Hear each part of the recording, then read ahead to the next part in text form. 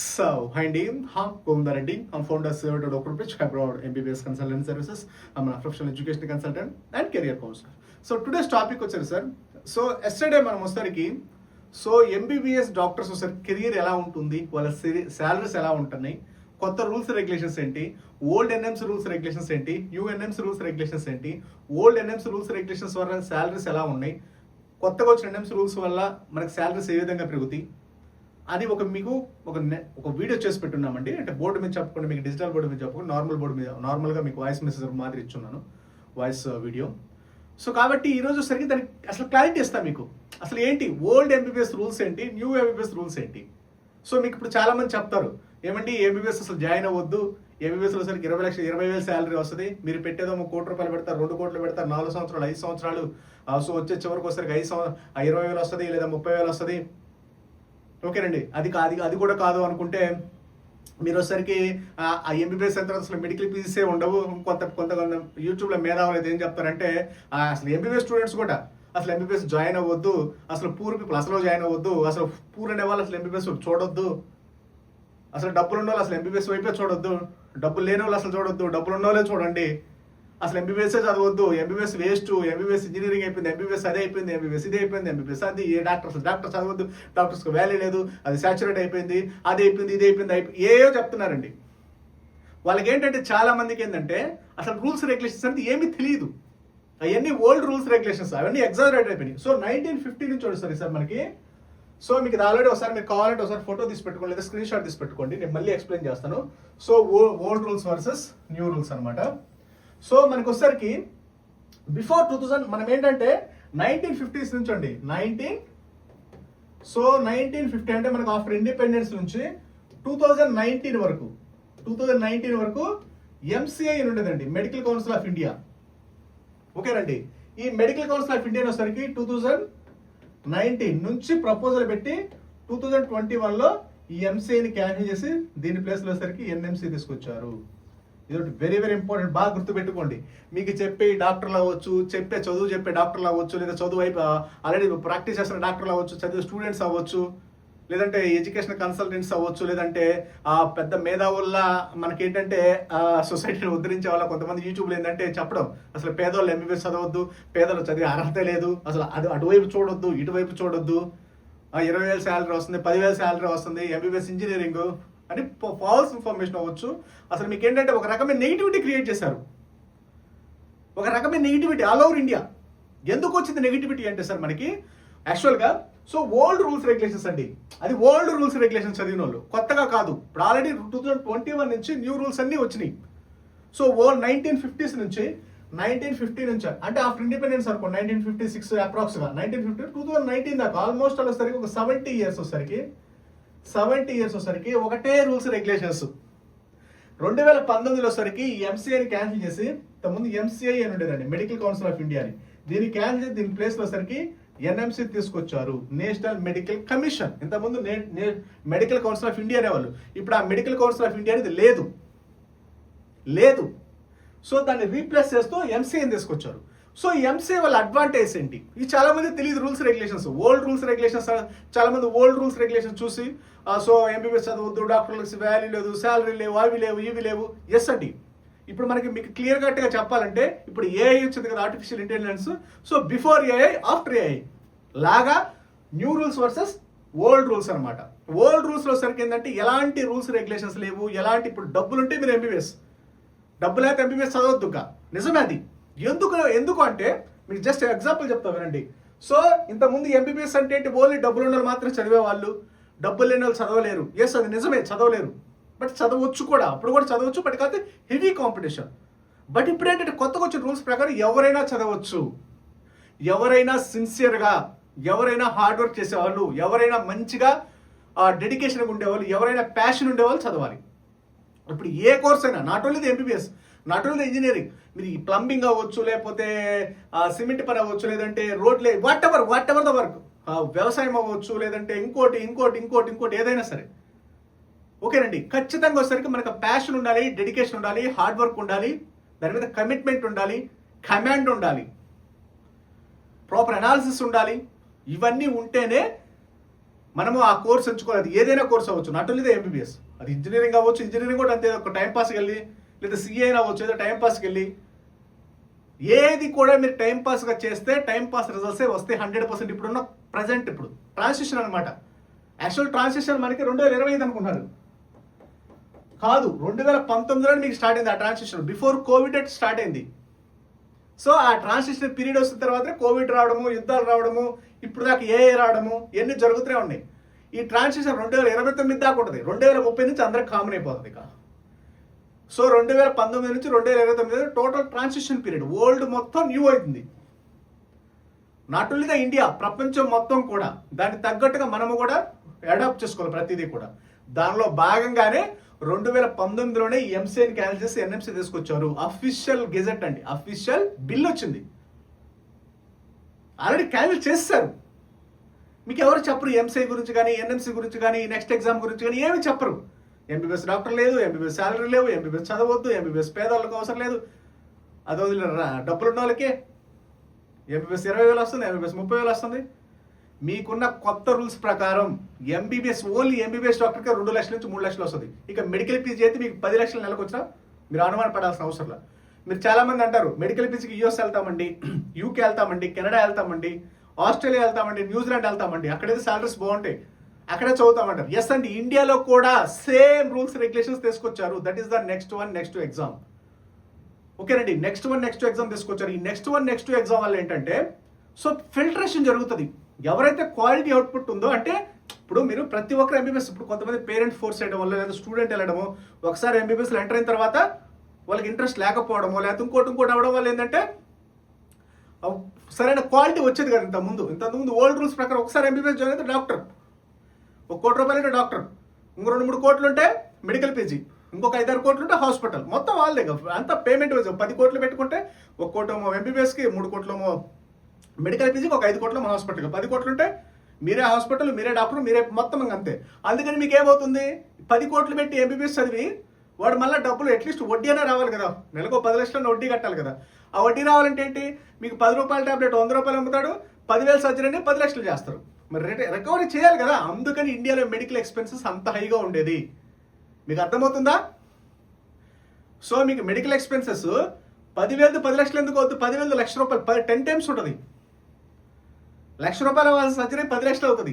ఎందుకు అవుతుంది? ఎందుకంటే ఇందుకే. సో ప్రాపర్ క్వాలిటీ లేని వాళ్ళు అవ్వచ్చు, ప్రాపర్ ఫ్యాషన్ లేని వాళ్ళు అవ్వచ్చు, ప్రాపర్గా లేకుండా ఊరికి ఏదో డబ్బులు పెట్టి చదవడం అవ్వచ్చు. అంటే నేను డబ్బులు పెట్టి చదవడం అని కాదు, ప్రతిదీ డబ్బులే. ఇక్కడ క్వాలిటీకి అసలు నేను డబ్బులు అంటే మళ్ళీ మీరు అనుకున్నాను డబ్బులు ఉన్నంతే అలానే కాదు నేను చెప్పేది, ప్రతిదీ డబ్బులతోనే. ఇంతకుముందు ఓల్డ్ రూల్స్ ప్రకారం జస్ట్ మీకు ఎగ్జాంపుల్ చెప్తా చూడండి. సో ఇక్కడ ఓల్డ్ రూల్స్ అండి, ఇవి వచ్చేసరికి మొత్తం గజిబిజిగా ఉండొచ్చు. నేను ఇంకోసారి చెప్తా చూడండి, మొత్తం క్లియర్ చేస్తాను. ఎవరైనా స్క్రీన్ షాట్ తీసుకోవాలని తీసి పెట్టుకోండి. ఓకే,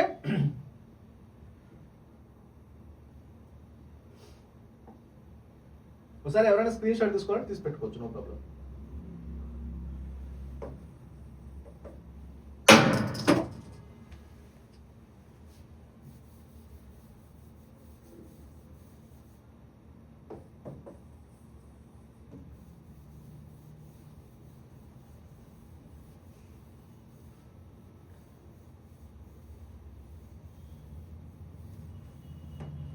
సో సార్ చూడండి, మనకు వచ్చేసరికి ఓల్డ్ రూల్స్, సో ఇక్కడ వచ్చేసరికి new rules. So 2019, before 2019, after 2019 ఇక్కడ ఏముండేది, ఎంసీఐ ఉండేది, మెడికల్ కౌన్సిల్ ఆఫ్ ఇండియా. ఇక్కడ ఏముండేది, ఈ ఎంసీఐని క్యాన్సిల్ చేసేస్తూ 2019లో దీన్ని రీప్లేస్ చేస్తూ ఎన్ఎంసీ, నేషనల్ మెడికల్ కమిషన్ తీసుకొచ్చారు. ఇంతకుముందు ఎంసీఐ ఉండటం వల్ల మీకు ఓల్డ్ రూల్స్ వల్ల ప్రాబ్లం ఏంటో చెప్తా చూడండి. సో ఓల్డ్ రూల్స్ ఏంటి, ఫర్ ఎగ్జాంపుల్ మీరు ఎంబీబీఎస్లో మీకు A category, B category, C category అని ఉంటాయి. అంటే ఏ కేటగిరీ అంటే ఫ్రీ అని, బి కేటగిరీ అంటే 1 కోటి రూపాయల సీట్ అని, సి అంటే 2 కోట్లని. ఓకేనండి, అంటే బిఫోర్ ఓల్డ్ రూల్స్ ప్రకారం.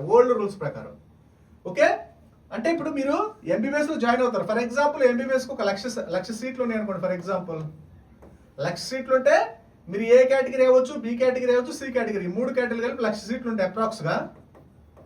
సో ఓల్డ్ రూల్స్ ప్రకారం ఏంటంటే 1,00,000 మంది డాక్టర్లు అవుతారు.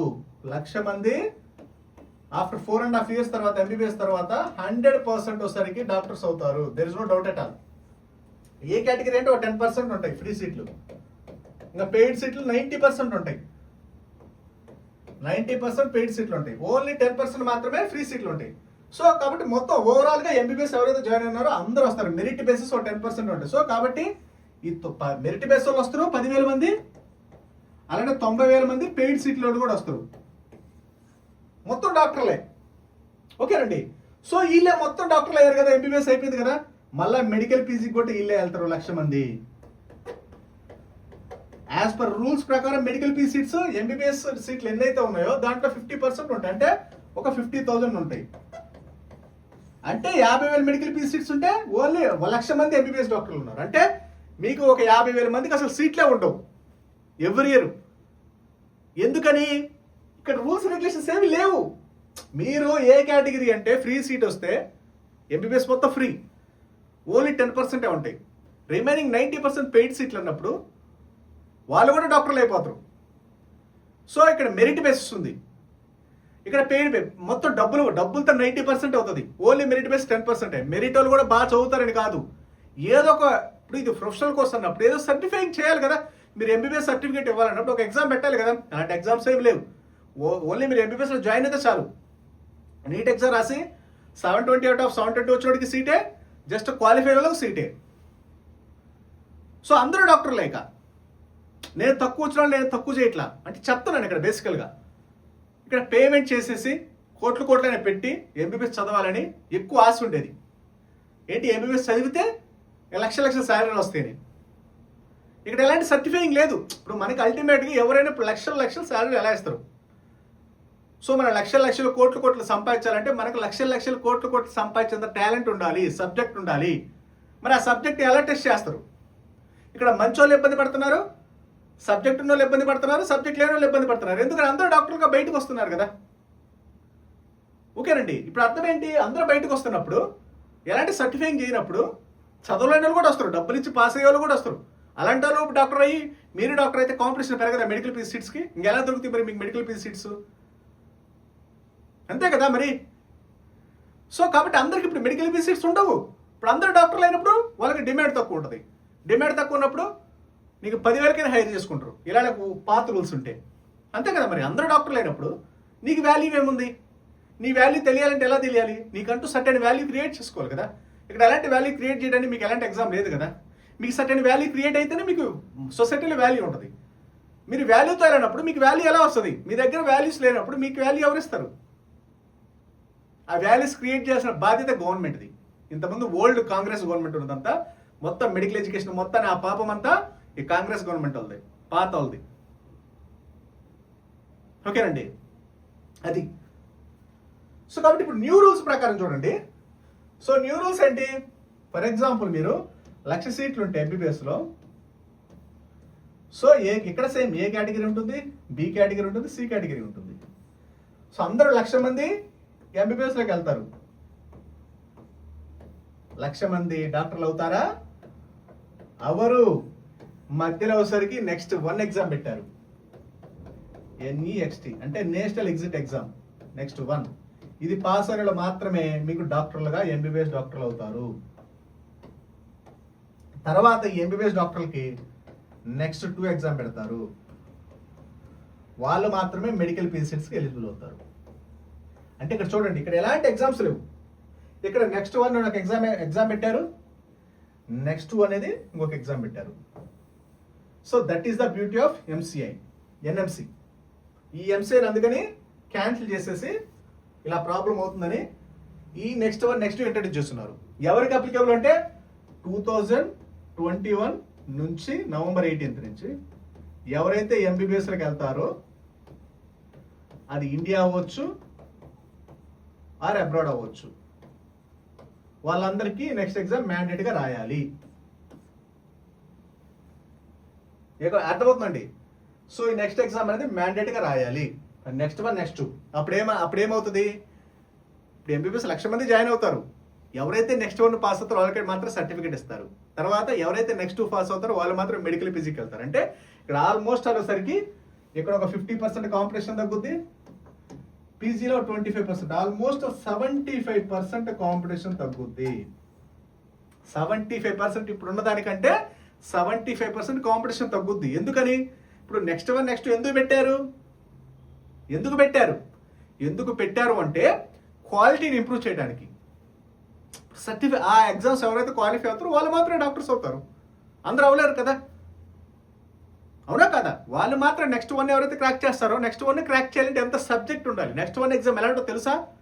మంచి సబ్జెక్ట్ ఉండాలి, మంచి క్లినికల్ ఎక్స్పోజర్ ఉండాలి, మంచి నాలెడ్జ్ ఉండాలి, మంచి ప్రాక్టికల్ ఎక్స్పోజర్ ఉండాలి, ఎనలిటికల్ థింకింగ్ ఉండాలి. ఇవన్నీ ఆల్రెడీ గైడ్లైన్స్ ఇచ్చున్నారు నెక్స్ట్ 1 ఎలా ఉంటుంది అనేది. ఇవన్నీ నెక్స్ట్ ఎగ్జామ్ ఆ రేంజ్లో. ఇప్పుడు మీరు యూఎస్ఎంఎల్ఏ స్టెప్ 1 స్టెప్ 2 చాలా మంది మెడికల్ పీజీ అడుగుతున్నారు. సేమ్ లైక్ దట్ ఇదే ప్రొసీజర్.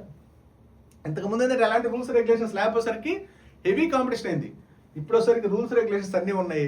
కాంపిటీషన్ ఆల్మోస్ట్ ఇప్పుడు 100 మంది ఎంబీబీఎస్ జాయిన్ అయితే దాంట్లో ఒక 50 మెంబర్స్ ఎంబీబీఎస్ అవుతారు. ఇంతకుముందు 100 మంది అయ్యేవాళ్ళు, ఇప్పుడు 50 మంది అవుతారు. ఎందుకు? ఇంత ముందులాగా 100 మంది పాస్ అయితే నెక్స్ట్ ఏమన్నా పెట్టాల్సిన అవసరం లేదు కదా. ఈ 50 మంది పాస్ అవుతారు. 50 మంది పాస్ అయితే దాంట్లో 50% మళ్ళీ మెడికల్ పీజీ కంటే 25 మెంబర్స్, అంటే 100 మంది ఎంబీబీఎస్లో వెళ్తే ఒక 50 మంది ఎంబీబీఎస్ డాక్టర్లు అవుతారు. దాంట్లో 25 మంది మెడికల్ పీజీ సీట్స్ ఎలిజిబుల్ అవుతారు. కాబట్టి ఇక్కడ కాంపిటీషన్ అనేది జీరో. ఇక్కడ మీకు జీరో కాంపిటీషన్. ఎందుకని? మీకు నెక్స్ట్ 1 ఒకసారి పెట్టారు, నెక్స్ట్ 2 పెట్టారు. 2 సార్లు మిమ్మల్ని ఫిల్టర్ చేసినప్పుడు మీకు క్వాలిటీ బయటకు వస్తుంది. మంచి క్వాలిటీ బయటకు వచ్చినప్పుడు కాంపిటీషన్ తగ్గుద్ది. కాంపిటీషన్ తగ్గినప్పుడు మీకు డిమాండ్ ఆటోమేటిక్గా పెరుగుద్ది. ఇక్కడ ఏంది, అందరూ డాక్టర్లు అయ్యేవారు పొలవమంటూ, ఇక్కడ డాక్టర్లు అవడానికి లేదు. నెక్స్ట్ 1 పెట్టారు, నెక్స్ట్ 2 ఎగ్జామ్లు పెట్టారు. అప్పుడేంటి, సర్టిఫై క్వాలిఫై అయ్యి మంచి స్టూడెంట్స్ బయటకు వస్తారు. ఇప్పుడు డాక్టర్లు తక్కువ ఉన్నప్పుడు మీ శాలరీ ఎంత ఉంటుందో ఒకసారి ఊహించుకోండి. అమెరికా వాళ్ళకే కాదు 30 లక్షలు 40 లక్షల శాలరీ వచ్చేది పర్ మంత్, మనకు కూడా వస్తుంది. ఎప్పుడు? ఈ నెక్స్ట్ ఇవన్నీ క్రాక్ చేసినప్పుడు. ఇవన్నీ ఎవరు క్రాక్ చేయగలుగుతారు? నెక్స్ట్ మంచి సబ్జెక్ట్ ఉండాలి, మంచి డెడికేషన్ ఉండాలి, ప్యాషన్ ఉండాలి. దాన్ని బట్టి ఒక కంట్రీ, దాన్ని బట్టి ఒక యూనివర్సిటీ. మీకు ఇండియాలో అవ్వచ్చు, అబ్రాడ్ అవ్వచ్చు. నెక్స్ట్ ఎగ్జామ్ అనేది నాట్ ఓన్లీ ఇండియా చదివే స్టూడెంట్స్ కాదండి, అబ్రాడ్ చదివే స్టూడెంట్స్ కూడా రాయాల్సిందే. కాబట్టి మీరు ఇండియాలో చదివినా అబ్రాడ్లో చదివినా మంచి యూనివర్సిటీలో చదవాలి, మంచి కంట్రీలో చదవాలి, ఎన్ఎంసీ రూల్స్ అఫీషియల్ ఫాలో అయ్యే కంట్రీలో చదవాలి. దాన్ని బట్టి ఒక యూనివర్సిటీ సెలెక్ట్ చేసుకోవాలి. ఇండియాలో అయినా సరే మంచి యూనివర్సిటీ సెలెక్ట్ చేసుకోవాలి. ఏదో బి కేటగిరీలోనో ఏదో సి కేటగిరీలోనో ఏదో కాలేజీలో చదివితే ఆ రిజల్ట్స్ కూడా ఏదోలానే ఉంటాయి. ఆ నెక్స్ట్ 1 పాస్ అయ్యేసరికి మీకు అర్థమైపోతుంది. ఇప్పుడు ఫ్లోటింగ్ వచ్చేసరికి వెళ్ళే వాళ్ళు తక్కువ ఉంటారు, వెళ్ళే వాళ్ళకి మాత్రం కోట్లు శాలరీ వస్తుంది. మీకు అమెరికాలో ఉంది కదా, విపరీతంగా వస్తాయి శాలరీస్. 30,000 40,000 ఎవరు రారు. 3 లక్షలు 4 లక్షలు ఇవ్వాలి ఎంబీబీఎస్ వాళ్ళకే, 10 లక్షలు ఇవ్వాలి మెడికల్ పీజీ వాళ్ళకి. That is the beauty of NMC కొత్త రూల్స్ ప్రకారం. అది ఎవరికి అప్లికబుల్? 2021 నుంచి ఎవరైతే ఎంబీబీఎస్లో జాయిన్ అయినారో ప్రతి ఒక్కరు రాయాలి. 2021 నవంబర్ 8 తర్వాత ఎంబీబీఎస్ వెళ్ళిన మొత్తం నెక్స్ట్ రాయాలి. వాళ్ళకి భవిష్యత్తు బాగుంటుంది. ఇవన్నీ తెలియక యూట్యూబ్లో అవ్వచ్చు, ఇన్స్టాలో అవ్వచ్చు, చదివే డాక్టర్లు అవ్వచ్చు, చదువుకున్న వాళ్ళు అవ్వచ్చు, వీళ్ళందరూ ఏంటి, ఎంబీబీఎస్కి వాల్యూ లేదు, ఎంబీబీఎస్ శాలరీ లేదు, ఎంబీబీఎస్కి 20,000 అవుతుంది, ఎంబీబీఎస్ 10,000 అవుతుంది, ఎంబీబీఎస్ చదవద్దు, ఇంజనీరింగ్ అని చెప్తున్నారు. ప్రాపర్ నాలెడ్జ్ లేక. ఇదంతా తెలుసుకోవాలంటే వాళ్ళకి తెలియదు కదా. అసలు ఎనాలిసిస్ అంతా తెలిస్తే కదా. మీకు ఇండియాలో ఎవరు చెప్పరు ఎనాలిసిస్, ఇంత ఎనాలిసిస్ మన యూట్యూబ్ ఛానల్లో మాత్రమే ఉంటుంది. ఒకసారి చెక్ చేయండి. అసలు ఈ నెక్స్ట్ 1 అంటే ఏంటి, అసలు ఎందుకు ఇంట్రొడ్యూస్ చేశారు, ఈ ఎంసీని ఎందుకు క్యాన్సిల్ చేశారు, ఈ ఎన్ఎంసీని ఎందుకు ఇంట్రొడ్యూస్ చేశారు. ఓకేనండి. సో ఇదంతా పెద్ద సబ్జెక్ట్. దీన్ని బట్టి మనము చాలా మంది అబ్రాడ్ వెళ్ళే స్టూడెంట్స్ కూడా అంతే, మేము కిర్గిస్తాన్ చదువుతాము, ఫిలిపీన్స్ చదువుతాము, జార్జియా చదువుతాము అని చెప్తారు. అసలు ఆ కంట్రీస్కి ఎందుకు వెళ్తున్నారు, అసలు ఏ యూనివర్సిటీకి వెళ్తున్నారు? కొంతమంది లో బడ్జెట్ అంటారు, కొంతమంది హై బడ్జెట్ అంటారు, కొంతమంది ఇండియన్ ఫ్రెండ్స్ అంటారు, కొంతమంది ఇండియన్ ఫుడ్ అంటారు, ఒక ఆ యూనివర్సిటీ అంటారు, ఒక యూనివర్సిటీ అంటారు. అసలు ఎందుకు వెళ్తున్నారు? ఆ కంట్రీ ఏంటి, ఆ యూనివర్సిటీ ఏంటి? ఇవన్నీ 1-10 సార్లు చెక్ చేసుకుని వెళ్తే నెక్స్ట్ అవ్వచ్చు, లేదా మీరు అనుకుంటున్న యూఎస్ఎంఎల్ఏ అవ్వచ్చు, యూకే అవ్వచ్చు, కెనడా అవ్వచ్చు, మెడికల్ పీజీ అవ్వచ్చు, క్రాక్ చేయగలుగుతారు. ఏదో వాళ్ళు వెళ్ళారు మనం వెళ్ళాము, వాళ్ళు డాక్టర్ అవుతారు మన డాక్టర్ అవుతాం అంటే ఏం లేదు. ఇదంతా ఏఐ యుగం. 100% transparency, 100% consistency, 100% subject, 100% knowledge, 100% practical exposure. Will give the best of the best ఇవ్వాలి. ఓకేనండి. ఇంతకుముందు ఏంటంటే గాలిలో కొట్టుకెళ్ళిపోయారు మొత్తం, ఇప్పుడు అలా లేదు. నిలబెట్టి మొత్తం చెక్ చేసి మీకు స్టాంప్ వేసి పంపిస్తారు. అప్పుడు మాత్రమే అప్పుడు మీకు ఫ్యూచర్లో డాక్టర్ శాలరీ అంతే ఉంటుంది. ఇప్పుడు నేను చెప్పే అనాలిసిస్ మీకు ఎవరో తెలియదు. ఎగ్జిస్టింగ్ డాక్టర్స్గా వాళ్ళకి ఈ నాలెడ్జ్ ఉండదు. చదువుకున్న వాళ్ళు ఎంబీబీఎస్ ఇండియా వాళ్ళకి ఈ నాలెడ్జ్ ఉండదు. ఎప్పుడో వల్ల ఈ కిర్గిస్తాన్లు, జార్జియాలు, వియత్నంలో పోయి వాళ్ళకి అసలు మైండే ఉండదు. First of all Indian food, Indian mess hostel, AC hostel అని చెప్తే పొలమని వెళ్ళిపోవడమే. ఆ ఫిలిపీన్స్ వెళ్ళారు అంతా. ఏముంది, 2 సంవత్సరాలు బాగా ఫిలిపీన్స్ అని చెప్పారు. ఇప్పుడు డిగ్రీ నాట్ వ్యాలిడ్. సో కాబట్టి ఏ కంట్రీ వెళ్తున్నాము, ఎందుకు వెళ్తున్నాము అని ప్రతిదీ మీరు 1-4 సార్లు చెక్ చేసుకుని వెళ్ళాలి. కాబట్టి మీకు ఏదైనా డౌట్, మెడికల్ పీజీ కూడా అంతే. మీరు మెడికల్ పీజీ అయినా సరే సేమ్ ఇంతే కదా. ఇప్పుడు యూఎస్ వెళ్ళాలనుకోండి, యూఎస్ఎల్ స్టెప్ 1, స్టెప్ 2, స్టెప్ 3 ఉంటాయి. యూకేలో అంతే, కెనడా అంతే. ఏ డెవలప్డ్ కంట్రీ అయినా ఖచ్చితంగా ఈ రూల్స్ ఫాలో అవ్వాల్సిందే. రెండు ఎగ్జామ్స్ 2 టైమ్స్ సర్టిఫై చేస్తారు మిమ్మల్ని.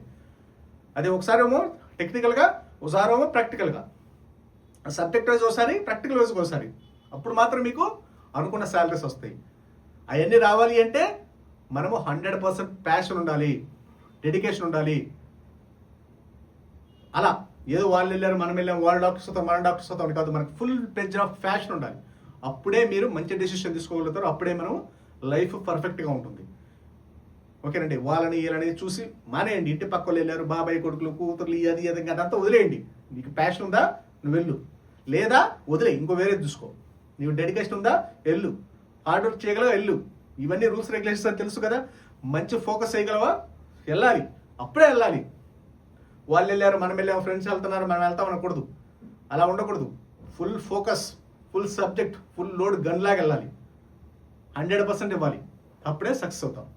ఓకేనా. మీకు ఏదైనా డౌట్స్ ఉన్నా కొరిస్తున్నా just contact with loads of numbers. Okay, thank you very much.